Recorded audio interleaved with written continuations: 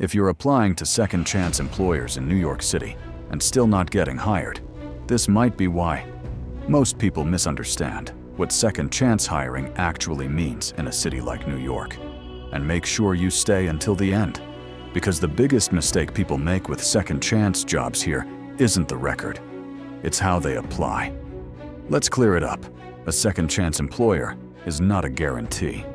It's a possibility. And in a city as large and competitive as New York, how you apply matters just as much as where you apply. Today, we're walking through New York City-specific employers, systems, and job pathways that are commonly associated with second-chance hiring, and what that actually looks like in practice. You'll find supporting resources linked in the description. Before we get into the list, one clarification.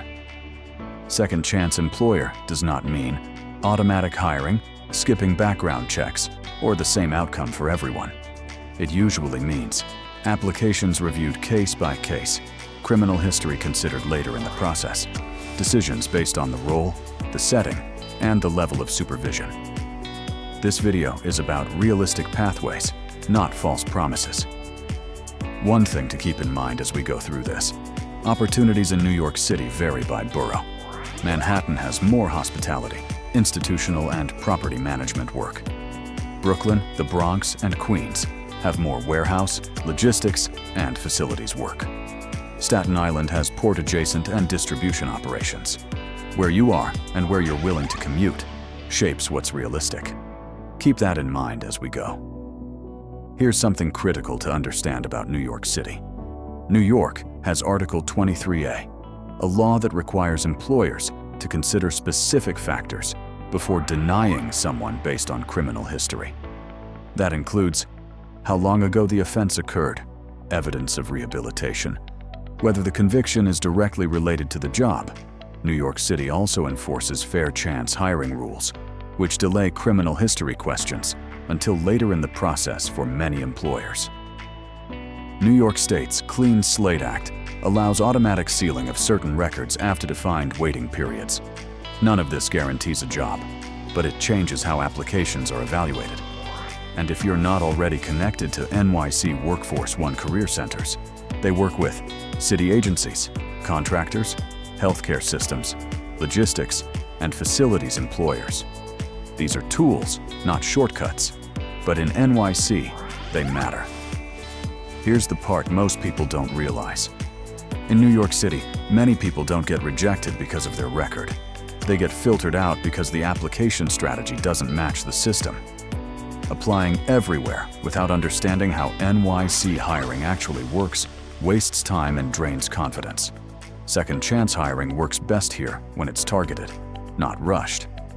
So what does intentional actually mean in New York City? It means knowing whether a role is city, contractor, or private, understanding which jobs are union adjacent, versus not having documents ready before you apply, using referrals and workforce channels when possible. Workforce partners don't hand out jobs. They help people navigate systems that are already in place, and case by case from the employer's side. That means someone's reading your application and weighing the role, the offense, and how long ago it happened. Give them something to work with. Preparation beats volume, especially in NYC. And as we go through these pathways, pay attention, because the most overlooked opportunities in New York City are often right in front of people. Let's start with the pathway most people don't expect to hear first, and the one that's often misunderstood. Number 1. New York City employs hundreds of thousands of people, but many roles are filled through contracted service providers, not direct city hires. These pathways include custodial and building services, sanitation support, park maintenance, facilities, and operations roles. Hiring is structured, role-specific, and often delayed background by policy. These pathways are frequently overlooked, which is exactly why they surprise people. Number 2. NYC has one of the largest workforce systems in the country. Workforce One centers operate in every borough: Brooklyn, the Bronx, Queens, Manhattan, and Staten Island. They help with job readiness, employer referrals, placement into roles that already exist. They don't guarantee jobs, but they reduce wasted effort in a massive labor market. Number 3. New York City has one of the largest healthcare systems in the country, with NYC Health plus hospitals, operating facilities across all 5 boroughs, plus EF1YU Langone, Mount Sinai, New York Presbyterian, and dozens of others. That creates opportunity in support roles like environmental services, food service, patient transport, facilities support, laundry, and materials handling.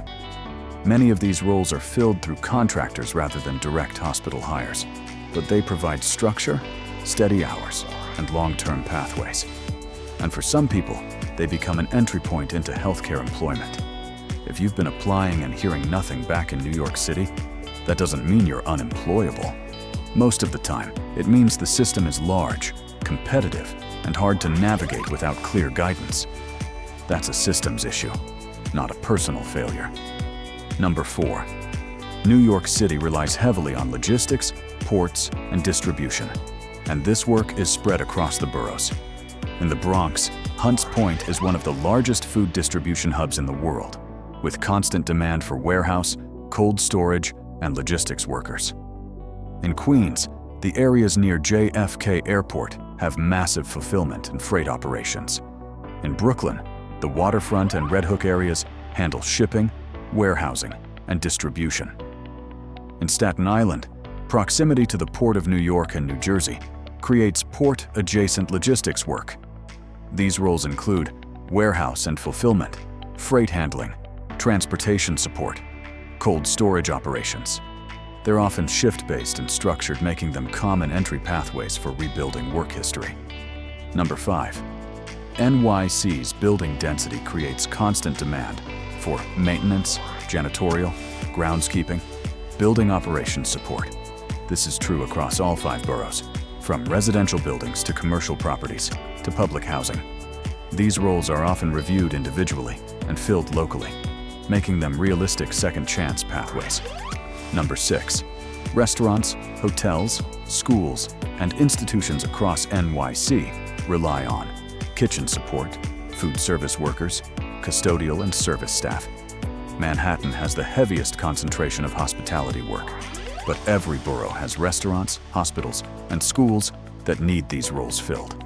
These roles prioritize reliability and attendance and often provide entry-level access with room to move. Number 7. Construction and infrastructure projects across NYC create demand for general labor site, cleanup materials handling trade support roles. There's active construction in every borough, from Manhattan, high-rises to Brooklyn residential, to Bronx infrastructure projects. Hiring varies by contractor, but these roles are commonly referenced as re-entry-friendly entry points. Number 8. New York City has an enormous higher education footprint, with the CUNY system spanning all 5 boroughs, plus Columbia, NYU, Fordham, the New School, St. John's, and many more. These institutions need support staff for facilities and grounds, dining services, custodial and housekeeping, campus logistics. Many roles are filled through contractors, but they offer structure, steady schedules, and stability. Number 9. Here's one most people don't think about. The MTA is one of the largest employers in New York, and the transit system relies on a massive network of contractors and support staff across every borough.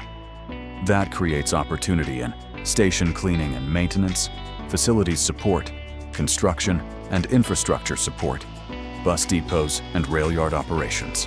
Brooklyn, the Bronx, and Queens have major bus depots.